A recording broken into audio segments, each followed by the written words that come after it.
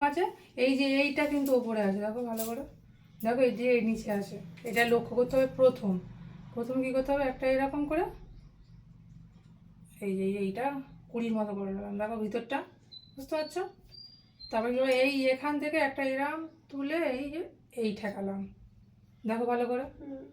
তারপর কী করবো, আবার যেখানে শেষ হয়েছে সেখান থেকে তুলে আবার আবার দেখো এখানে ঠেকিয়েছি, দেখছো?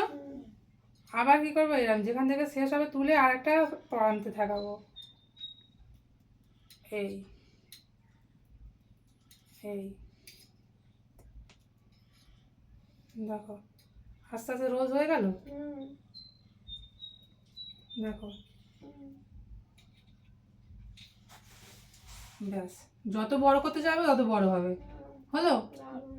হয়েছে? দেখাও। ঠিক আছে।